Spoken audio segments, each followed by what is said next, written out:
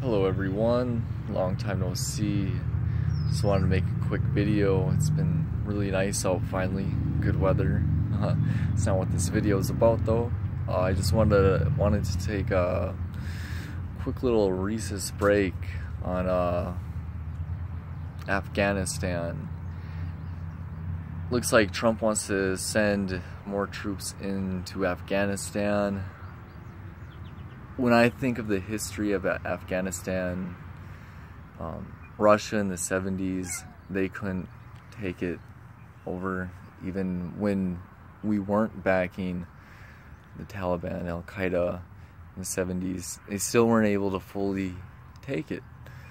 And then when America intervened and started giving out weapons or supplying weapons to the Taliban, Mujahideen, Qaeda, etc. That's when Russia really got pounded. That's when Russia... Cats! I'm trying to make a video over here. These jealous cats. I'm sorry about that. These cats. They're so jealous. I'm sorry about that. Back on course. Okay, Afghanistan, Russia, 1970s. Trying to go in, take Afghanistan. Why we intervened in that is because it was a race to Kuwait. Remember this. It was a race to Kuwait because at that time Kuwait had a lot of oil. Oh wow, whoever got to Kuwait was able to manipulate the prices of oil at that time. So that is why America was like, okay, we need to fund Al-Qaeda, and that's when we funded Bin Laden. That's when he's a CIA tactician.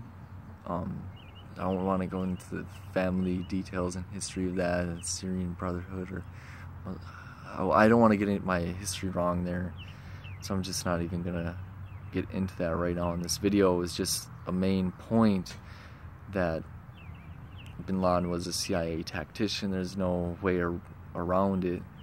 So we used him so Russia couldn't get to Kuwait to manipulate the oil prices on a global scale.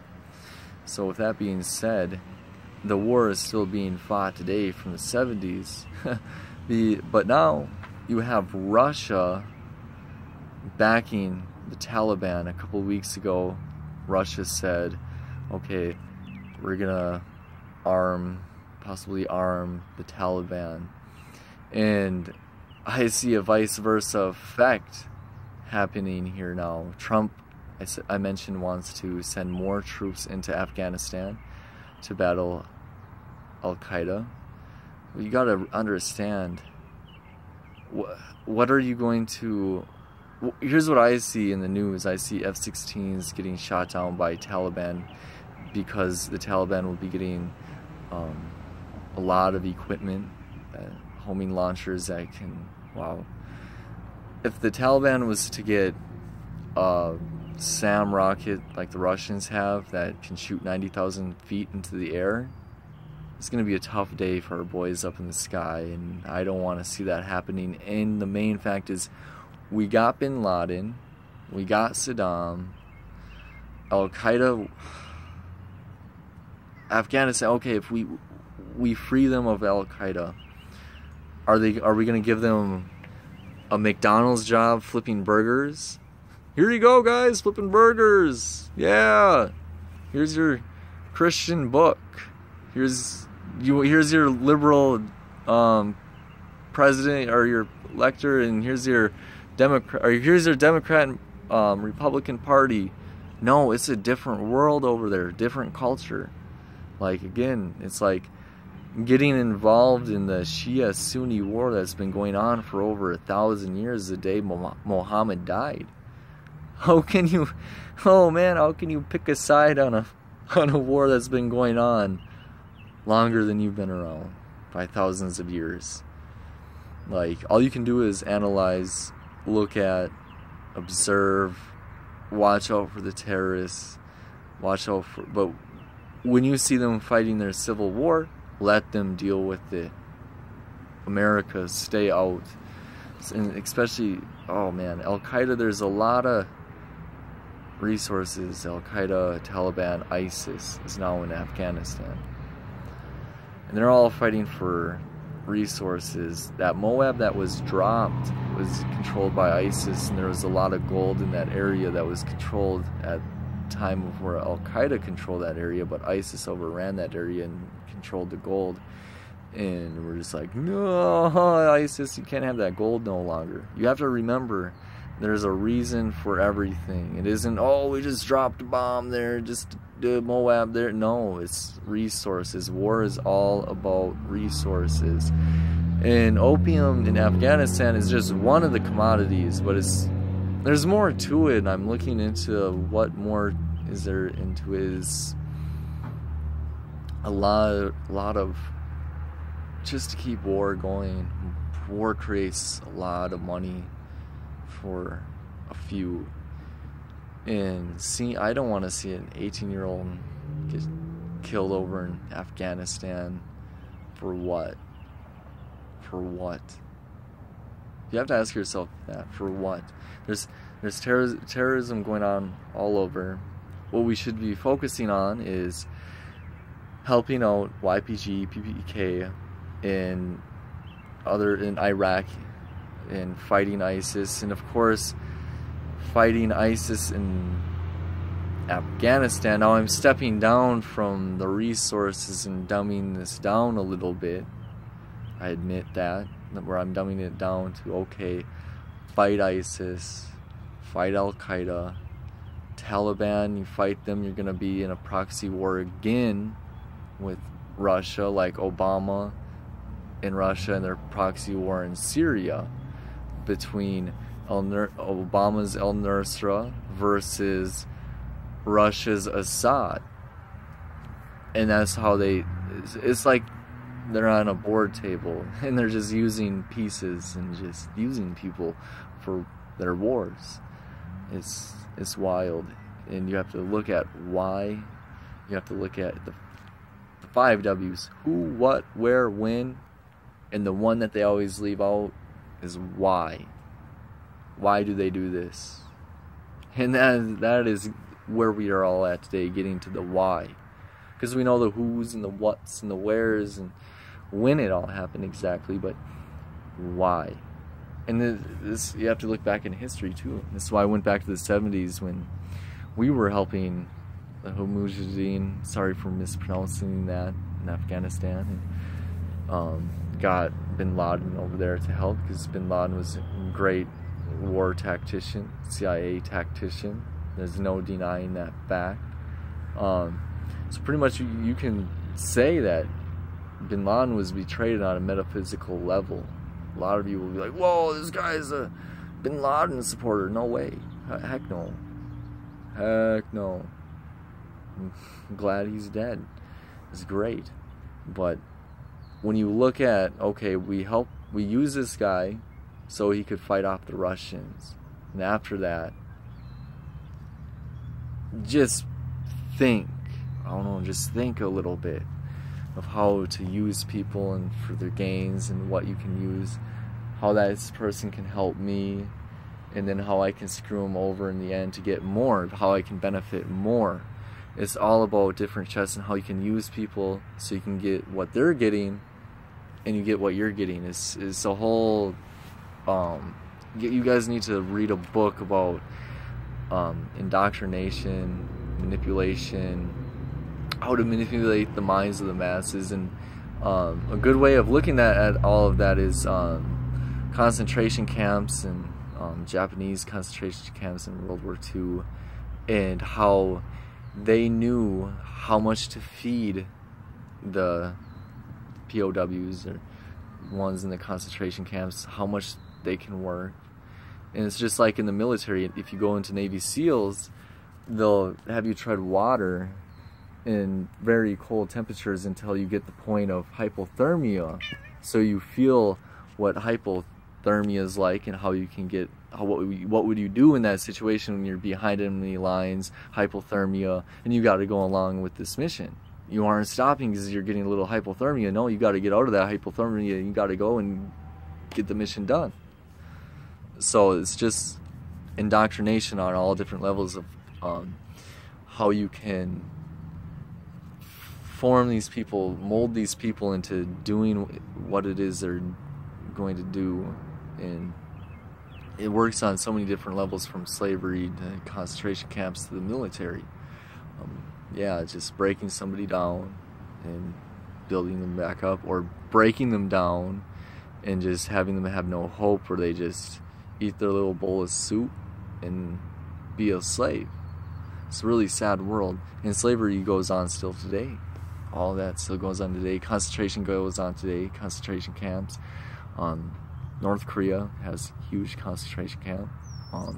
I'm kind of going everywhere now on the board. Sorry about that. I wanted to try and keep it just in Afghanistan, but it's hard because there's a lot of players. There's a lot of things going on in the world where it's not just Afghanistan.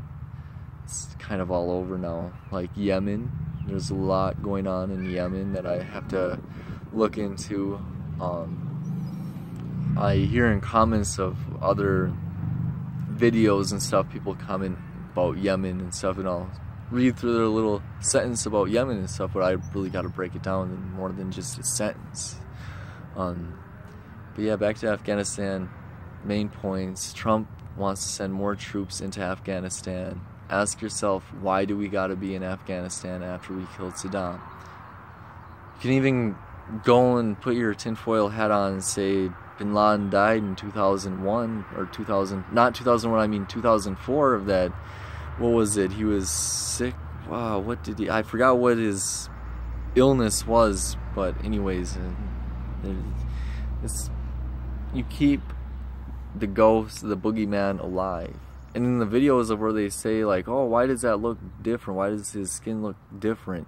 Well, it's because they do a lot of inbreeding over in those areas. That's a fact. You can say, oh, you're mean. Oh, well, it's a fact. I'm not saying all of them, but a majority, yeah, it's a fact. You can't deny facts. Once you deny a fact, then you're just denying everything. But yeah, so Trump sends troops. Why do you want American troops to die for a war that's never going to end? Fight ISIS at their capital, Raqqa. Fight ISIS and drive them out of Mosul and everywhere else. ISIS said in their Iraqi branch in ISIS, they said, we're going to be on the attack. We're going to go back on the offensive. And you look, and it's like, you're losing Mosul.